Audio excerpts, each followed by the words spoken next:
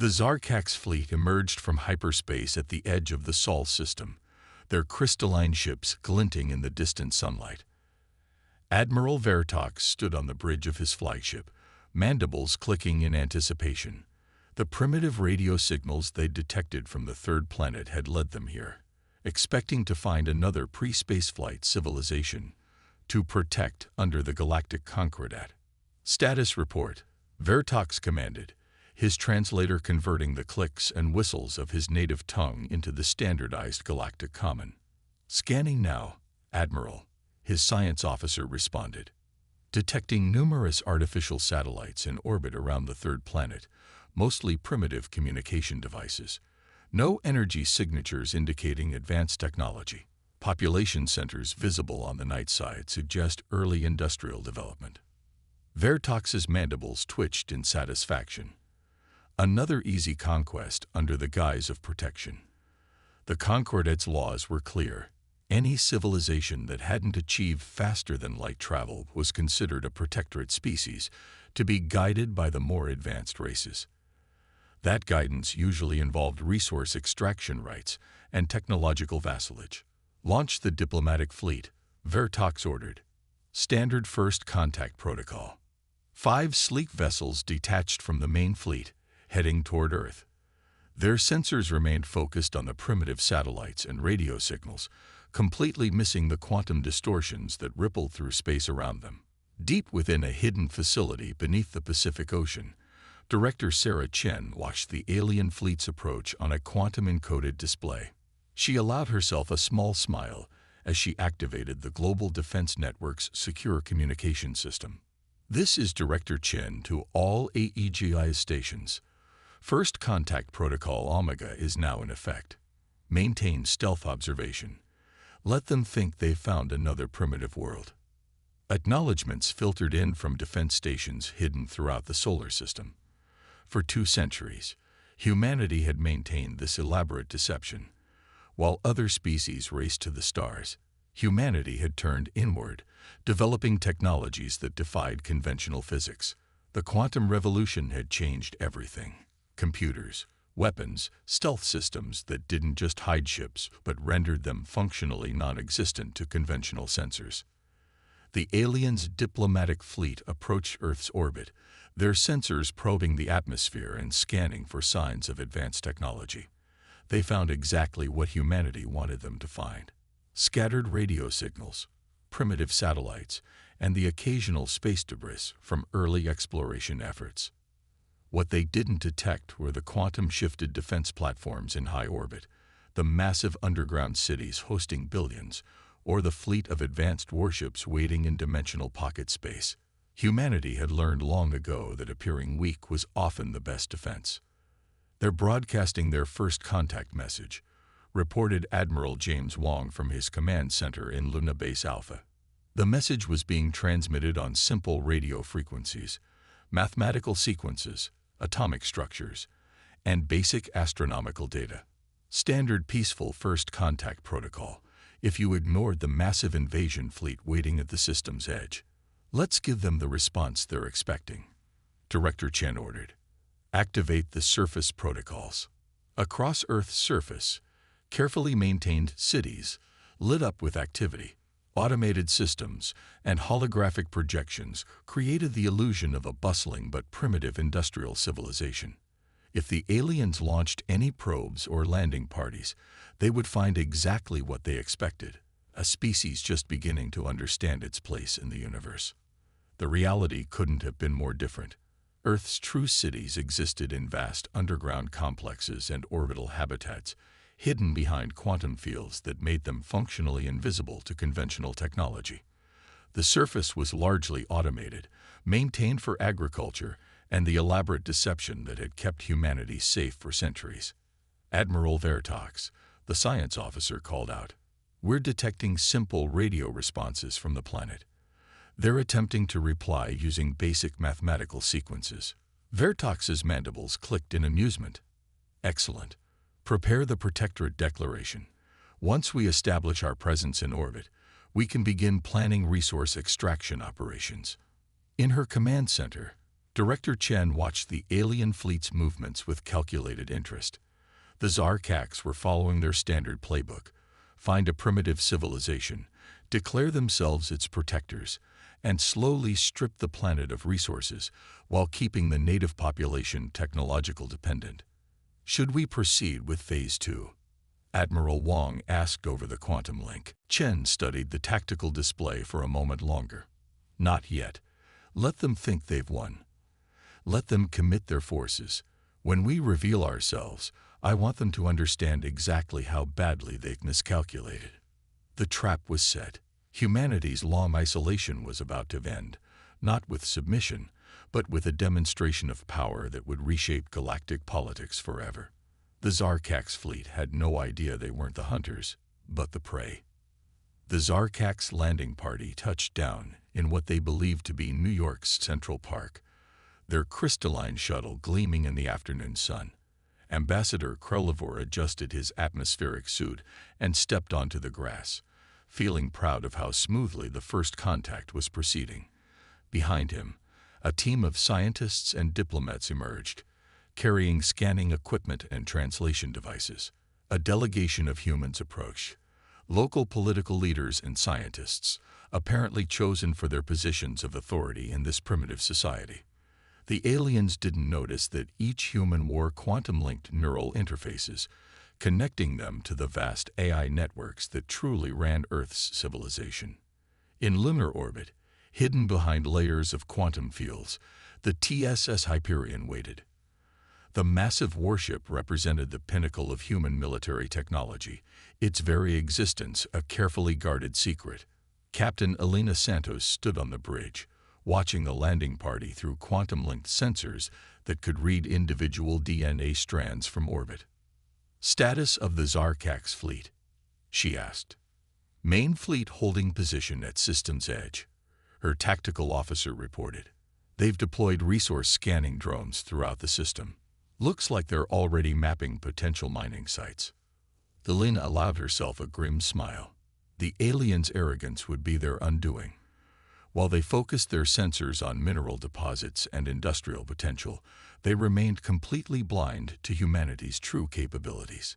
In Central Park, Ambassador Krelivor delivered his rehearsed speech, his translator converting it to what their linguistics computers had determined was Earth's dominant language.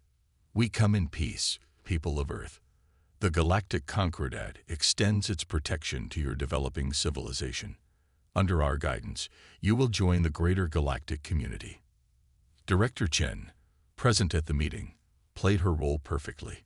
"We are honored by your arrival," she responded, maintaining the facade of an awestruck primitive. "Your advanced technology is like magic to us. We have so much to learn." Through her neural interface, Chen watched as quantum sensors tracked the deployment of hidden surveillance devices from the alien shuttle. The Zarkaks weren't even being subtle about their true intentions. Multiple ships breaking from the main fleet, reported Admiral Wong through the quantum network. "They're moving to establish orbital control positions." "Right on schedule," Chen responded silently through her neural link. "Maintain observation. Let them think they're in control." The Zarkaks moved with practiced efficiency, positioning ships around Earth's major population centers. Their sensors continued to miss the quantum-shifted platforms and defense systems that had protected Earth for centuries. To their primitive scanning technology, Earth was defenseless. Ambassador Krelivor presented a datapad to Director Chen, his mandibles arranged in what his species considered a benevolent smile. "This is the Protectorate Agreement. It outlines the terms of our protection and guidance. We'll need immediate access to your industrial centers and resource deposits to begin upgrading your infrastructure." Chen accepted the pad with apparent gratitude, while through her neural interface, she monitored the alien fleet's positioning. They were spreading themselves thin, exactly as expected. "Of course, Ambassador, we're eager to begin this new chapter in human history." On the Hyperion's bridge, Captain Santos received the signal she'd been waiting for.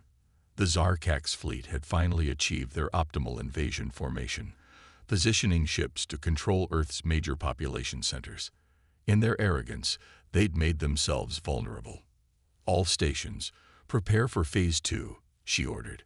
"Power up quantum cores but maintain stealth fields. We'll reveal ourselves on my mark." Throughout the solar system, humanity's hidden defenses prepared for activation. Quantum platforms shifted their fields, ready to transition from complete invisibility to active combat status. The elaborate deception was about to end. In Central Park, Ambassador Krolver was explaining how the Concordat would protect Earth's resources when his communication device erupted with urgent signals.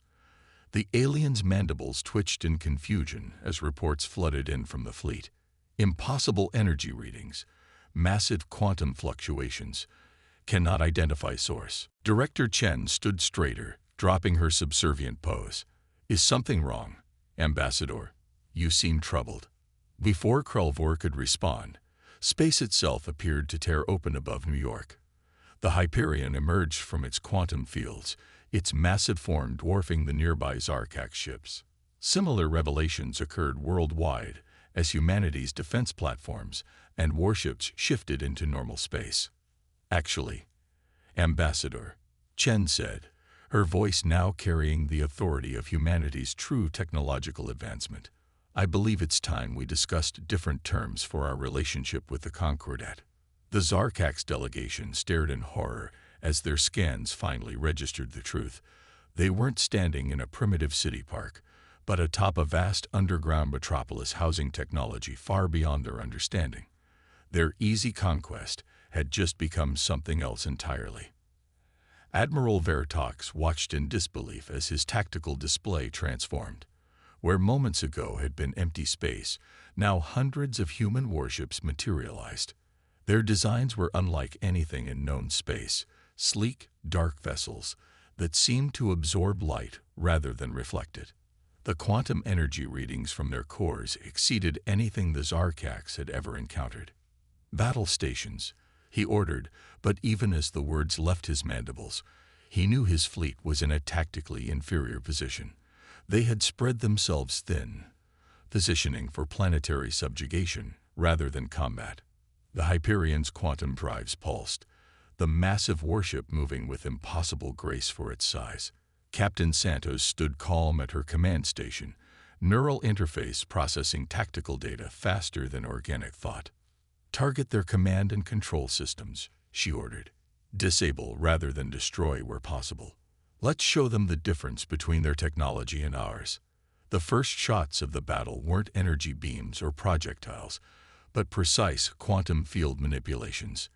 Human ships fired gravity lances, weapons that created localized distortions in spacetime itself. Zarkak shields, designed to stop conventional energy weapons, might as well have been tissue paper. "Multiple enemy vessels disabled," reported the Hyperion's tactical officer. "Their artificial gravity and propulsion systems are offline. No casualties." In lunar orbit, Admiral Wong coordinated the larger battle through quantum networks. Human ships moved in perfect synchronization, their AI battle systems predicting and countering Zarkak's maneuvers before they even began. Centuries of hidden technological development were paying off. "Sir," Vertox's science officer called out in panic. "Their weapons, they're not following normal physics. They're somehow locally altering fundamental constants." Vertox watched helplessly as his fleet's formation crumbled. Ships that tried to retreat found their hyperdrives wouldn't engage. The humans had somehow created zones where faster-than-light travel was impossible. Those that attempted to fight found their weapons drastically undermined by targeted quantum field manipulations. On Earth, Director Chen addressed the increasingly panicked Ambassador Krolvor. "You should order your forces to stand down, Ambassador. We've spent centuries preparing for this moment, developing technologies while your Concordat explored outward. Every move your fleet might make, we've already planned for." As if to emphasize her point, a massive quantum field materialized around Earth, a defensive barrier that made the planet's primitive appearance flicker and vanish. The true Earth was revealed, a world of advanced architecture, with gleaming cities and orbital rings that had been hidden behind quantum veils. In space, the battle was becoming increasingly one-sided. Human ships phased through Zarkak's energy weapons, their quantum fields redirecting the attacks harmlessly into subspace. Return fire was precise and deliberate, targeting critical systems with surgical accuracy. "Admiral," Santos called through the quantum link, "we're detecting power spikes from their remaining capital ships. They appear to be preparing to self-destruct." "Activate containment fields," Wong ordered. "Let's show them we can prevent even that." Quantum fields enveloped the desperate Zarkak ships, containing their attempted self-destruction. The aliens watched in horror as even their final option was denied to them by human technology. Vertok slumped in his command chair as the last of his fleet's weapons went silent. On his tactical display, human ships had surrounded every Zarkak's vessel, their quantum drives holding them in an unbreakable grip. "This is Admiral James Wong of the Terran Defense Force." A transmission cut through all frequencies. "Your fleet is disabled. Your weapons are offline. You have experienced a small demonstration of human military capability. We now invite your leadership to discuss the future relationship between humanity and the Concordat." In Central Park, Krelivor stared at Director Chen with new understanding. You could have destroyed us at any time." "We could have," Chen agreed. "But humanity doesn't seek destruction. We seek understanding. Your Concordat has much to offer the galaxy, but its days of casual conquest are over. It's time for a new era of genuine cooperation." The battle was over almost as quickly as it had begun. Humanity had revealed itself not through wholesale destruction, but through a demonstration of such technological superiority that resistance became meaningless. As the disabled Zarkak's fleet hung motionless in space, the true magnitude of their miscalculation became clear.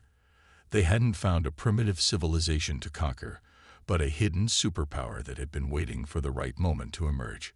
The Zarkak's delegation stood in stunned silence as the quantum elevator descended through layers of Earth's hidden infrastructure. What they had believed to be a primitive planetary surface was merely the outer shell of something far more extraordinary.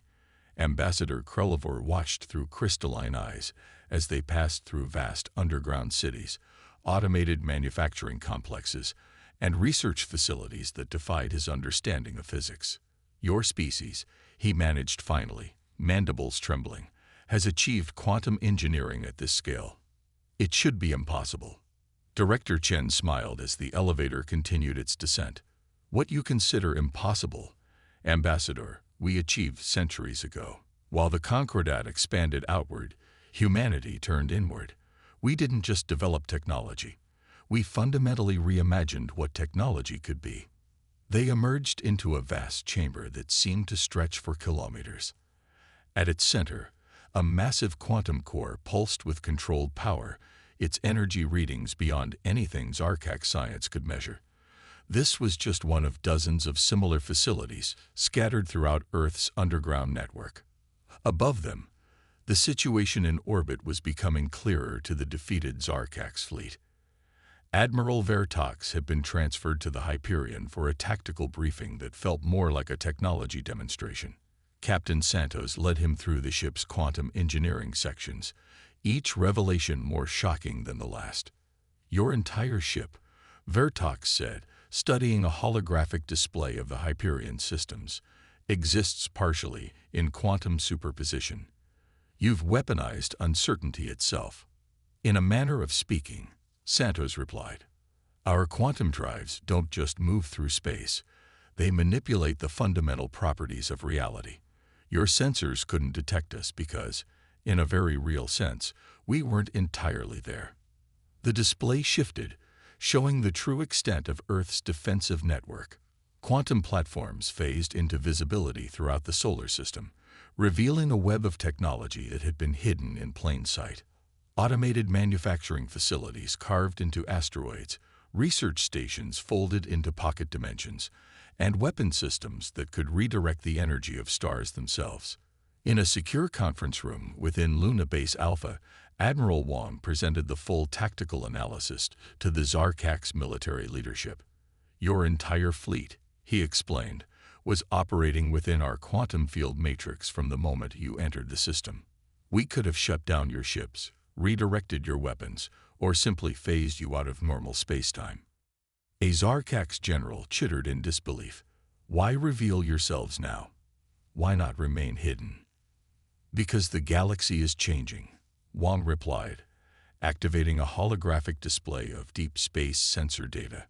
There are threats coming that the Concordat isn't prepared for. Threats that require a different kind of thinking, a different kind of technology.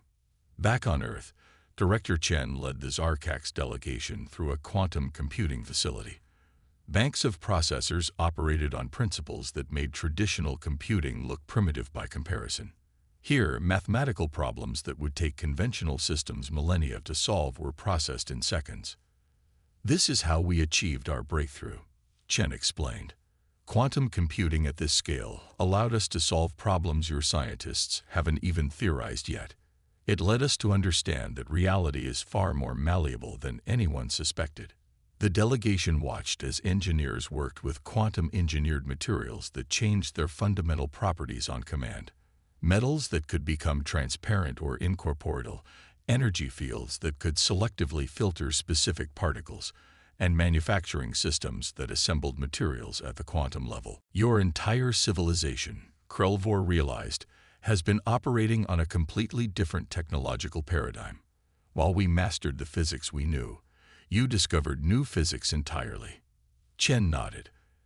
And now we're offering to share this knowledge, not as conquerors or protectors, but as partners. The Concordat's approach to technological development has reached its limits. Humanity can help you break through those limits.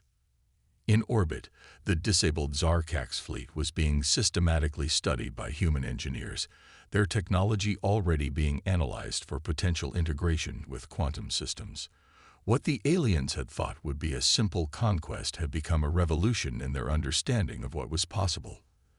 The quantum core pulsed again, its energy patterns shifting in ways that made the Zarkax sensors short out completely.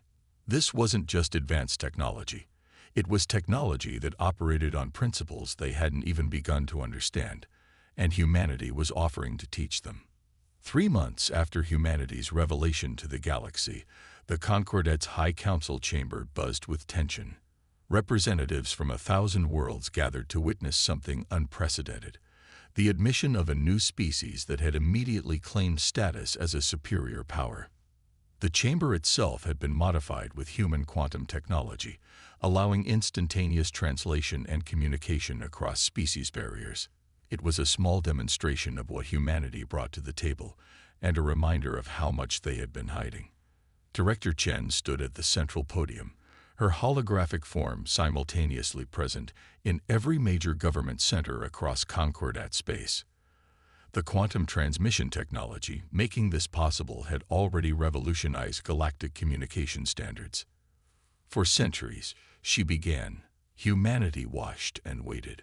We saw your civilizations expand, your technologies advance, and your politics evolve. We witnessed the Concordat's pattern of protective expansion and chose a different path.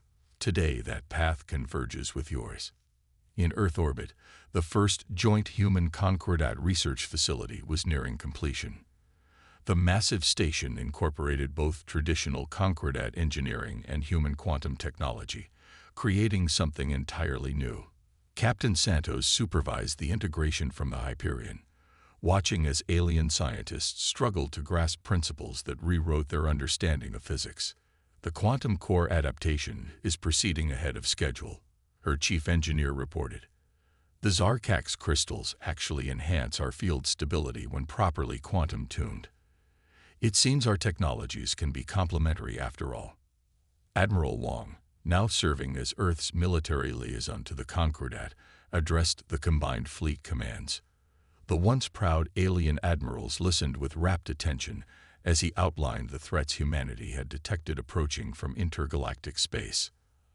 Our quantum sensors detected them years ago, he explained, displaying long-range scans that penetrated deeper into space than anything the Concordat possessed.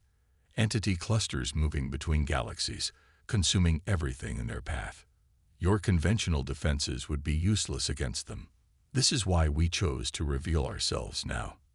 Ambassador Krulivor, who had once thought to claim Earth as a primitive protectorate, now served as the primary diplomatic link between humanity and the Concordat. He stood before the High Council, his mandibles set in determination. "We thought ourselves the height of civilization," he admitted. "We were wrong. Humanity hasn't just surpassed our technology. They've shown us that our very understanding of reality was limited. They offer not conquest or subjugation, but partnership in facing challenges we couldn't have imagined." The changes rippled through Concordat society. Human quantum technology began integrating with alien systems, creating hybrid advancements that neither civilization could have achieved alone. The rigid hierarchy of the Concordat began to transform into something more collaborative, more innovative. In her secure facility beneath the Pacific, Director Chen received the final confirmation. The Concordat had formally recognized Earth not just as an equal, but as a leading power in galactic affairs. The transition had been accomplished without a single death, through pure technological superiority and strategic thinking. Phase 1 is complete, she reported to the global quantum network. Humanity has emerged. The galaxy is adapting. And none too soon. The quantum sensors pulsed again, tracking the approaching entities from intergalactic space. They were still years away, but their threat had served its purpose. Humanity had revealed itself at precisely the right moment, positioning Earth as not just a powerful newcomer, but as the galaxy's best hope for survival. Admiral Vertox, now commanding a hybrid fleet of human and Zarkak ships, watched as his crews trained with quantum-enhanced systems. "We thought we were coming to protect a primitive world," he mused to his human counterpart. "Instead, you were protecting us all along."